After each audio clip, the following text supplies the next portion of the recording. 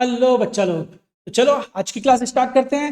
FM में हमने leverage complete कर लिया था एंड आज की क्लास में मैं आपको जो करवा रहा हूं उसी का एक थोड़ा सा एक्सटेंशन है, that is EBIT EPS analysis. तो देखो क्वेश्चन है सर, इस ईबीआईटी ईपीएस एनालिसिस में क्या होता है। इसमें हम बेसिकली कैपिटल स्ट्रक्चर जो होता है उसे सेलेक्ट करते हैं। सर कैपिटल स्ट्रक्चर क्या होता है? तो कैपिटल स्ट्रक्चर क्या होता है सर? तो कैपिटल स्ट्रक्चर मतलब क्या होता है ना, मैं बताता हूँ। कैपिटल स्ट्रक्चर जैसे आपने बिल्डिंग देखी है, जैसे सपोजिंगली मैंने एक बिल्डिंग बना दी।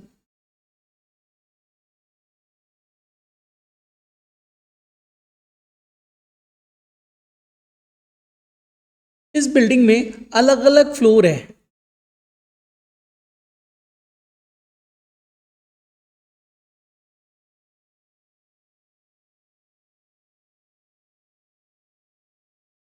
So this is what? This is the structure of a building. Similarly, अगर आप बोलो कि sir various kinds of capital का combination is known as the capital structure. Structure of various capital like what sir? Like equity share capital, preference share capital, reserves and surplus, debentures, loans, etc. So basically, I can say combined form of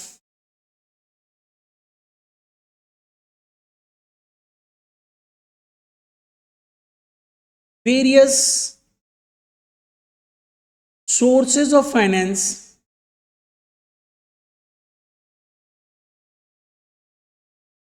is a capital structure. So this is called capital structure. तो ध्यान रखना capital structure क्या होता है, बहुत सारे sources of finance, पैसा कहां से आएगा, जहां जहां से आएगा, अगर उनको इकट्ठा कर दे तो जो स्ट्रक्चर बनता है is known as the capital structure. Equity share capital, preference share capital, debentures, loan वगैरह वगैरह। राइट, तो आप क्या करोगे ना, आपको सपोज कर लो 10 लाख रुपया चाहिए, तो आपके पास ऑप्शन है, आप 5 लाख रुपया इक्विटी से अरेंज कर लो और 5 लाख रुपया आप डिवेंचर से अरेंज कर लो। This is the one option. Second option, आप इक्विटी शेयर से 1 लाख रुपए अरेंज कर लो और डिवेंचर से 4 लाख रुपए अरेंज कर लो और 5 लाख रुपए प्रेफरेंस से अरेंज कर लो। आपको तो 10 लाख चाहिए ना, कहीं से भी आए, क्या फर्क पड़ता है? फर्क पड़ता है, क्योंकि हर कैपिटल का एक कॉस्ट होता है, that we will discuss in the chapter cost of capital. लेकिन सर यहां पे क्या समझाओगे आप देखोगे किस सिलेक्शन से मेरी अर्निंग बढ़ जाती है। तो जिस सिलेक्शन से मेरी अर्निंग बढ़ेगी मैं क्या करने वाला हूं, उसी सिलेक्शन को, उसी कैपिटल स्ट्रक्चर को सेलेक्ट करने वाला हूं। हम यहां पे यही समझेंगे। तो which capital structure should be selected? देखो हमने यहां पे आपको क्या बताया, फाइनेंस मैनेजर, आप अगर एफ कर रहे हो तो आपको फाइनेंस मैनेजर की तरह सोचना पड़ेगा। फाइनेंस मैनेजर को बेस्ट कैपिटल स्ट्रक्चर सेलेक्ट करना पड़ता है, जिसको आप फाइनेंसिंग प्लान भी बोल सकते हो, जो आपको हाईएस्ट ईपीएस या एमपीएस प्रोवाइड करे। सर कब एमपीएस को लेंगे, कब ईपीएस को लेंगे? देखो सबसे पहली बात, ये जो स्ट्रक्चर आपको दिखा,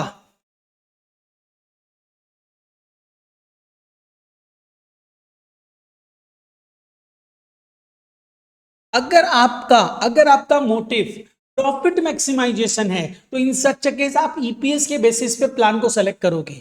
ईपीएस मतलब याद है ना, अर्निंग पर शेयर, ठीक है। और सर मेरा तो ऑब्जेक्टिव वेल्थ मैक्सिमाइजेशन है, तो हम मार्केट प्राइस पर शेयर के बेस पे कैपिटल स्ट्रक्चर को सेलेक्ट करेंगे। सिलेक्शन,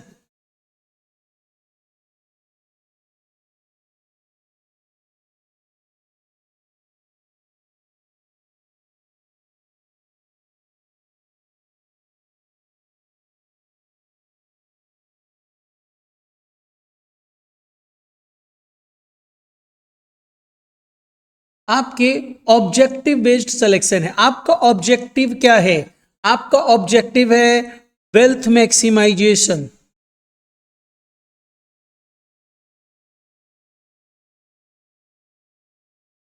आपका ऑब्जेक्टिव है प्रॉफिट मैक्सिमाइजेशन।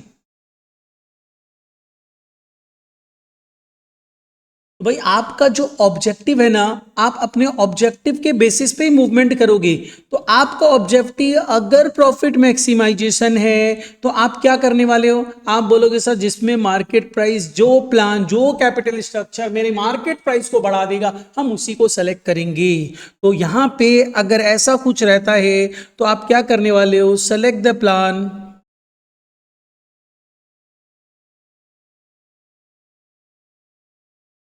विथ मैक्सिमम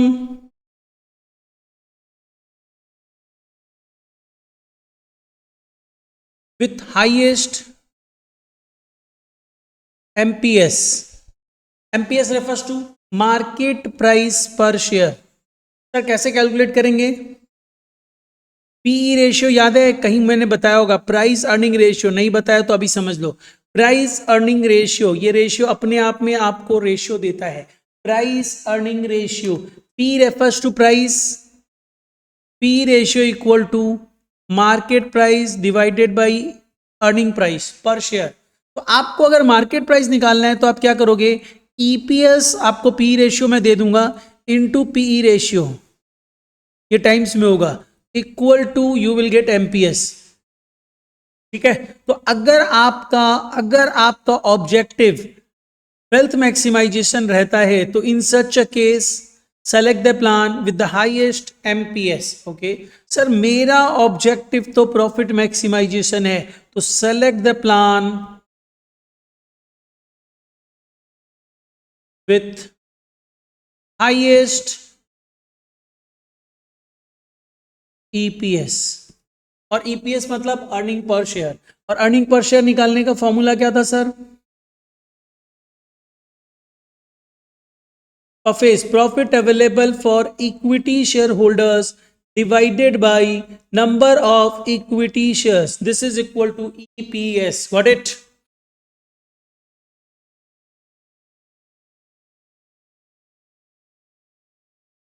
चलिए ये तो समझ में आया ना। अब हम लोग को क्या करना है सर, इनकम स्टेटमेंट हमें पता होना चाहिए। यस, इनकम स्टेटमेंट आपको पहले से भी पता है, फिर भी देख लो यहाँ पे, this is about income statement. क्या था इसमें, इसमें देखो अपने सेल्स लेते थे, इसमें से वेरिएबल कॉस्ट डिडक्ट करते थे, विल गेट द कंट्रीब्यूशन। पहले अपने वेरिएबल कॉस्ट रिकवर करते हैं, फिर जो कंट्रीब्यूशन होता है that is that part of sales which is available to recover fix cost and to provide for the profit. Operating fix cost recover करेंगे, will get operating fix cost recover करेंगे, will get operating profit, that is EBIT. उसमें से interest को recover करेंगे, will get profit before tax. जिसमें हम tax pay करेंगे will get profit after tax. जिसमें से प्रेफरेंस डिविडेंड पे करेंगे will get profit available for equity share holders. Equity dividend pay करेंगे, इसमें मैंने दिया नहीं है, तो हमें रिटेन अर्निंग मिल जाती है। This profit available for equity share holders divided by number of equity shares, you will gate EPS, और EPS into P ratio you will get MPS. So this is all about EBIT, EPS, MPS analysis. चलिए अब एक छोटे से सम में आएंगे। Plan select करने के लिए इनकम स्टेटमेंट बनाना पड़ेगा, उससे रिलेटेड मैं सम्स में आ जाता हूं। This is about the sum number 1। चलिए रीड दिस, मैं इसको करके बताने वाला हूं। देखो सम में हमें क्या दिया हुआ है, हमें दिया हुआ है एक कंपनी है राज लिमिटेड, 31 मार्च 22। आपके पास आउटपुट दिया हुआ है, selling price, variable cost, fix cost. Fix cost means operating fix cost. अब ये लोग क्या बोल रहे हैं, capital structure of the company as follows. आपके पास इक्विटी शेयर कैपिटल और करंट लायबिलिटीज कुछ है, रिजर्व एंड सरप्लस भी है, थोड़ा सा ऊपर नीचे हुआ है।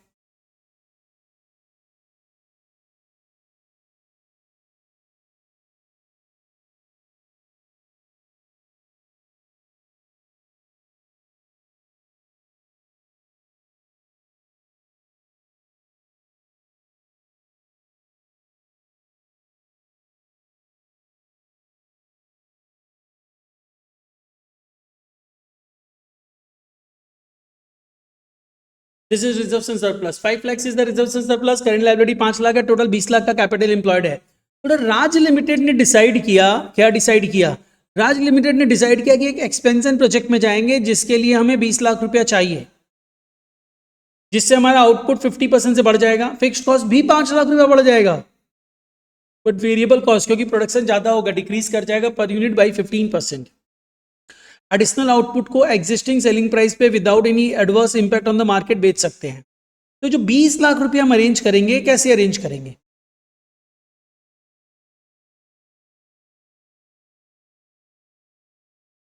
₹5 लाख डेट से, बैलेंस इक्विटी शेयर से, ₹10 लाख डेट से और बैलेंस इक्विटी शेयर से, ₹14 लाख डेट से एंड बैलेंस इक्विटी शेयर से।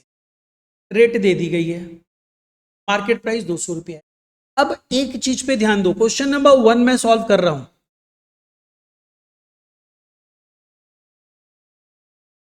देखो इसमें बोला क्या है, इसमें आपको कैपिटल स्ट्रक्चर सेलेक्ट करना है ना। पहले नया एक्सपेंशन प्लान के लिए कितना फंड चाहिए? ₹20 लाख। 20 लाख में ₹5 लाख तो तुम्हारे पास पड़ा हुआ है। रिजर्व एंड सरप्लस मतलब प्रॉफिट पड़ा हुआ है, ठीक है। तो ये प्रॉफिट जो पड़ा हुआ है तुम इसी को प्लॉइंग बैक कर दो ना। Ploughing back of the profit मतलब क्या होता है? अपने प्रॉफिट को फिर से री इन्वेस्ट कर देना is the ploughing back of the profit. This is the term, financial term, ploughing back of profit, ठीक है। तो भाई मेरे को कैपिटल रिक्वायरमेंट कितने का है? कैपिटल रिक्वायरमेंट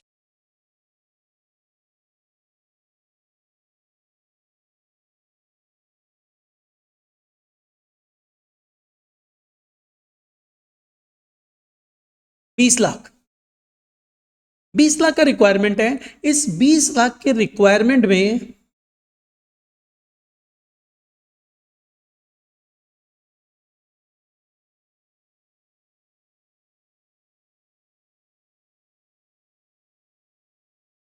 इस 20 लाख के रिक्वायरमेंट में मेरा ₹5 लाख तो फ्रॉम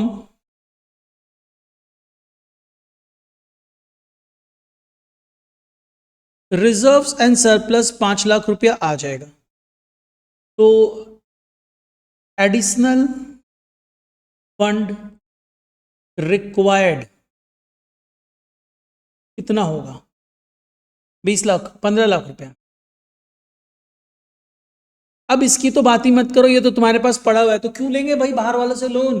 15 लाख का अरेंजमेंट करेंगे। 15 लाख अरेंज करने के लिए मेरे पास 3 सोर्स है। बोल रहा है ये तीनों में से ऑल्टरनेटिव मेंशन, ऑल्टरनेटिव में से सेलेक्ट करो कि कौन सा plan with reference to EPS select करना चाहिए। देखिए 15 लाख में मेरे पास ऑप्शन 1, ऑप्शन 2, ऑप्शन 3 में जाता हूं मैं। ऑप्शन 1,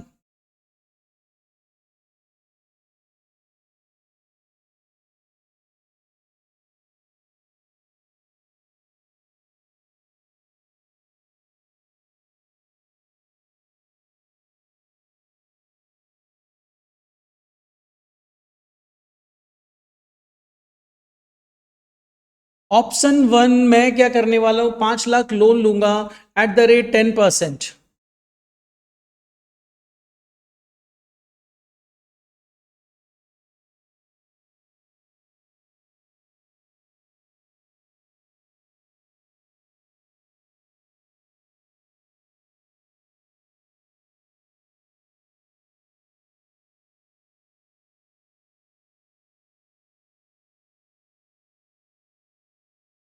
तो बैलेंस 10 लाख इक्विटी शेयर से। कितने नंबर्स ऑफ शेयर्स होंगे? बोला है कि आप जैसे जो इक्विटी शेयर्स मार्केट में इशू कर पाओगे ₹200 में इशू कर पाओगे एंड एक शेयर की वैल्यू ₹10 है। यानी बैलेंस पार्ट ₹190 रिजर्व सरप्लस है। पहले नंबर ऑफ शेयर्स तो निकाल ले। 200 डिवाइड दो नहीं 10 लाख डिवाइडेड बाई 200, ठीक है ना? या 5,000 शेयर्स, क्लियर है ना? ₹10 लाख अरेंज करोगे ₹200 के शेयर्स इशू कर करके। तो ये कैलकुलेशंस कैसे होगा एक बार मैं बता देता हूं, समझ लो। अपने लिखे number of shares into 200 equal to 10 lakh arrange करना है, इस तरह लिख लिया करो। तो नंबर्स कितने आ जाएंगे? 10 लाख डिवाइडेड बाई 200, 5,000 शेयर्स। तो इसका मतलब यहां पे 5,000 शेयर्स इशू करने पड़ेंगे, ठीक। अब आइए ऑप्शन 2 में आ जाते हैं। हमारे पास ऑप्शन 2 भी अवेलेबल था। What about option 2? ऑप्शन 2 जो अवेलेबल है उसमें बोला गया है आप 10 लाख रुपया डेट से अरेंज करोगे और बैलेंस इक्विटी शेयर से। तो 10 लाख रुपया मैंने डेट से अरेंज किया, लेकिन रुक जाओ, इस 10 लाख में से अप टू 5 लाख तो मैं 10% की रेट पे अरेंज करूंगा, और एक्स्ट्रा अब जो चाहिएगा अप टू कहां तक, पांच नहीं, over 5 lakh and up to 10 lakh, मतलब बैलेंस 5 लाख 15% की रेट पे मिलेगा। तो बैलेंस 5 लाख मुझे 15% की रेट पे मिलेगा। 10 लाख हो गया, बचा एक्स्ट्रा 5 लाख, वो मैं इक्विटी शेयर्स के थ्रू अरेंज करूंगा। और कितने नंबर्स हो जाएंगे सर, मैं यहाँ पे 5 लाख को डिवाइडेड बाई 200 कर देता हूं, 2500 शेयर्स हो जाएंगे। ठीक है, ऑप्शन 3 में आ जाइए।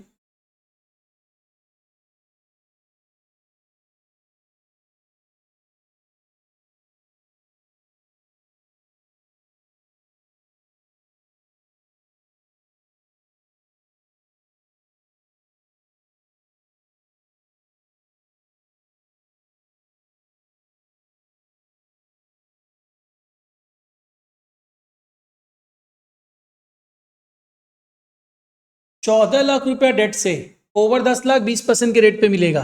तो इसका मतलब मेरा ऑप्शन 3 सजेस्ट करता है कि मैं 5 लाख रुपया 10% की रेट पे अरेंज करूं, नेक्स्ट 5 लाख रुपया 15% की रेट पे अरेंज करूं, नेक्स्ट 4 लाख रुपया 20% की रेट पे अरेंज करूं, और 1 लाख रुपया इक्विटी शेयर से अरेंज करूं, जिसमें मुझे कितने नंबर ऑफ शेयर्स इशू करने पड़ेंगे। अब मैं 1 लाख को डिवाइडेड बाई 200 कर देता हूं, 500 शेयर्स इशू करने पड़ेंगे। तो दिस इज अबाउट ऑप्शन 3। ठीक है ना। चलिए अब हमें कैपिटल स्ट्रक्चर बनाना पड़ेगा, उसके अकॉर्डिंगली मूव ऑन कर सकते। ये तो मैंने कैपिटल स्ट्रक्चर सेलेक्ट करवाया, अब कैपिटल स्ट्रक्चर बना दो proper.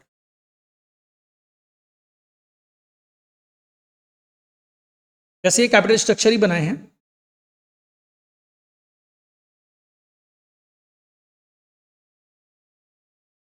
Present, alternate 1, alternate 2, alternate 3, this is about particulars।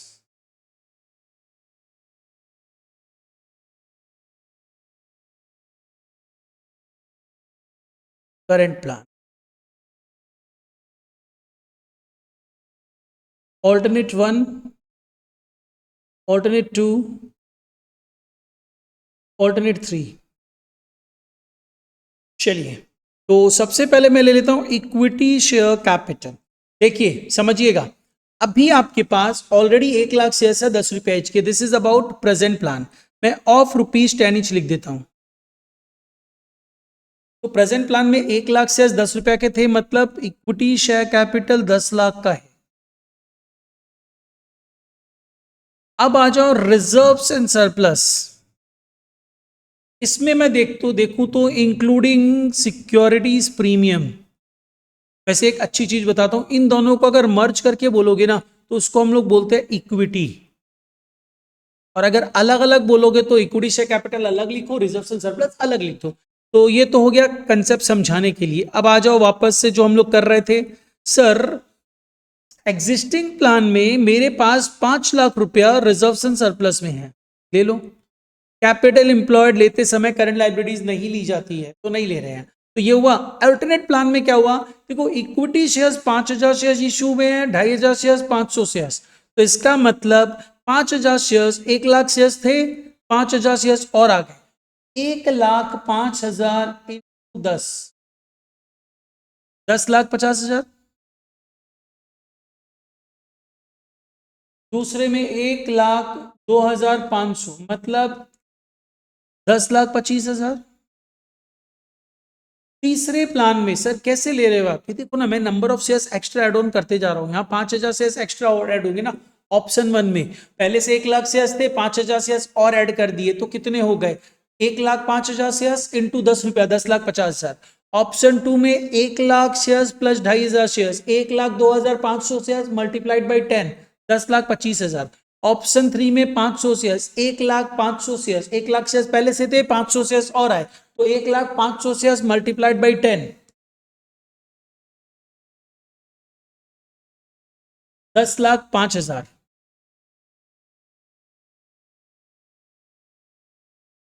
Sir अब सिक्योरिटीज प्रीमियम क्या है?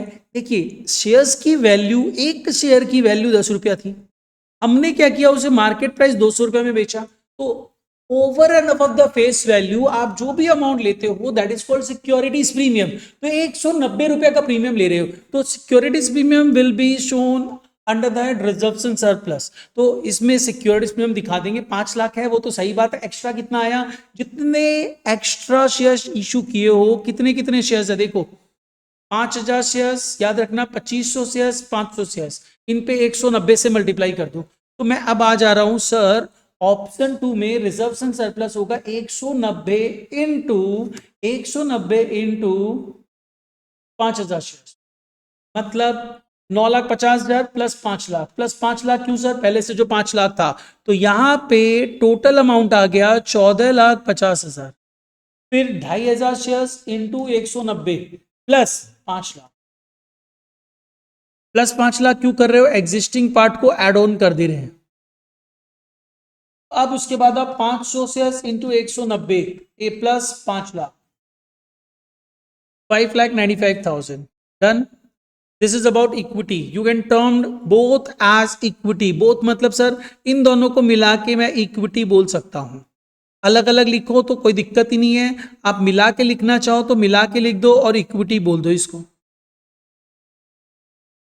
ठीक है। अब आइए और क्या सर, अब हमारे पास है, पहले से तो बस इतना ही था, नया में क्या क्या आया, नया में मेरे पास लोन है,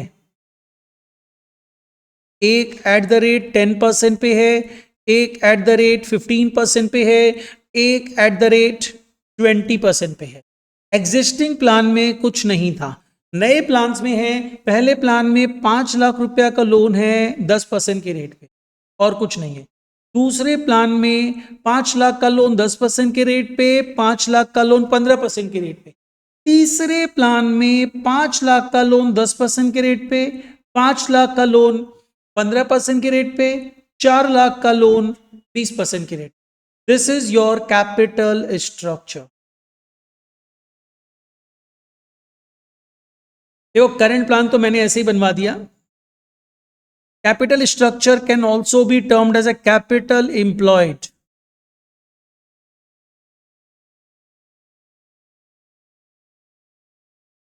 एग्जिस्टिंग इज 15 लाख, इससे वैसे कोई खास लेना देना नहीं है। इधर आइए, इधर क्या हुआ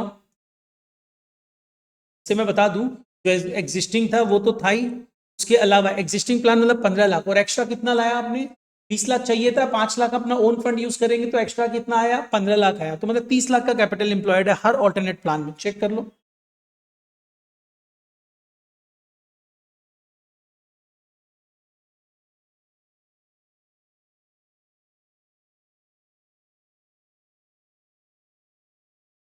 डन, चलिए कैपिटल स्ट्रक्चर हो गया ना, अब इसको एनालाइज करेंगे by making income statement.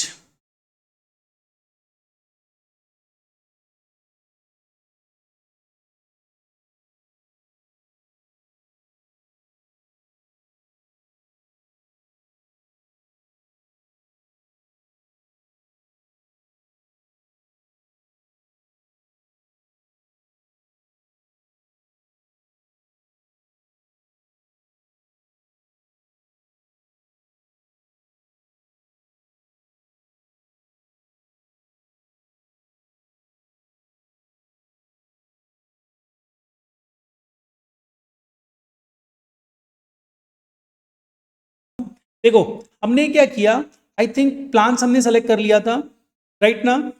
Recording pause थी शायद, रिकॉर्डिंग कहाँ से पॉज की मुझे याद नहीं है, एक बार चेक कर लो। तो आपने प्लान, अपने कैपिटल स्ट्रक्चर हमने बना लिया था। हमने कैपिटल स्ट्रक्चर बनाने के बाद number of equity shares calculate कर लिए थे, जो पहले भी कैलकुलेटेड थे। अब मैंने इनकम स्टेटमेंट बनाया, उसमें मैंने सेल्स लिया। सेल्स कैसे लिया सर, ऑलरेडी हमारे पास 1 लाख यूनिट्स थी, जिसको मैं 40 रुपये में बेचता था, 20 रुपये वेरिएबल कॉस्ट था। लेकिन नए ऑल्टरनेट प्लान के चलते हमारा आउटपुट 50% से बढ़ जाएगा, फिक्स कॉस्ट भी 5 लाख से बढ़ जाएगा, वेरिएबल कॉस्ट 15% से कम हो जाएगा। तो मैंने लिया कि 1.5 लाख यूनिट एक्स्ट्रा, मतलब 1.5 लाख यूनिट प्रोड्यूस हो गया एक्स्ट्रा 50,000 यूनिट के साथ। तो अब अपने लिए सेलिंग कितने की हो जाएगी, 1.5 लाख इंटू 40, वेरिएबल कॉस्ट पहले प्लान में 20 रुपए इंटू 1 लाख, मतलब करंट प्लान में। ऑल्टरनेट प्लान में 17 रुपया हो जाएगा, क्योंकि 20 रुपया का 15% माइनस कर दो। 20 रुपया का 15% कितना होता है? 3 रुपया। माइनस करो, 17 रुपया will be the variable cost per unit multiplied by 1.5 lakh units, you will gate contribution. Fix cost current plan में 10 लाख है, अदरवाइज 5 लाख बढ़ेगा तो 15 लाख हो जाएगा। EBIT। इंटरेस्ट पहले केस में 5 लाख का 10% 50,000, दूसरे केस में 5 लाख का 10% तो है ही, 5 लाख का 15% भी आ गया, 1,25,000। तीसरे केस में ये दोनों तो है ही, मतलब 1,25,000 का इंटरेस्ट तो है ही, 4 लाख का 20% 80,000 और आ गया, interest is 2,05,000, will get EBIT। Tax minus करेंगे 40%, will get EPS, sorry EPS नहीं, PAT, profit available for equity share holders. Now हम इसे profit available for equity share holders को नंबर ऑफ इक्विटी शेयर से डिवाइड करेंगे, मतलब 6 lakh divided by 1 lakh will get 6 रुपया। फिर 11,40,000 divided by 1,05,000 will get 10.85 and so on. 10,95,000 divided by 1,02,500 10 रुपया 68 पैसा। 10,47,000 divided by 1,05,000 will get 10.42। Which one is highest? This one. तो हमको क्या करना है, हमको बस सिंपली ये बताना है कि यहां पे ऑल्टरनेट वन में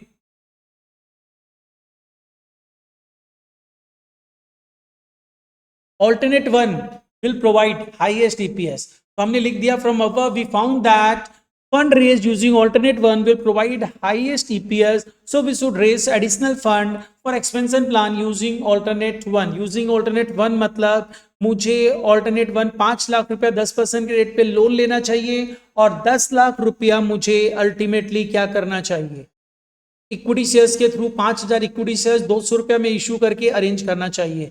will opt for alternate one. इस तरह EBIT EPS एनालिसिस करना पड़ता है, ठीक है। तो ये था selection of the capital structure based on EPS। आज के क्लास में इतना ही, एक छोटा सा होमवर्क दूंगा, ट्राई करना और नहीं फर्दर डिस्कशन करेंगे। Take this one, try to solve this one, ये होमवर्क रहेगा, इसी तरीके का सम है, ये आप करके रखिएगा। प्लीज अपने आप सॉल्व करिए, तभी आपको समझ में आएगा कि आप क्या कर रहे हैं, ठीक है। चलो टेक केयर, बाय बाय।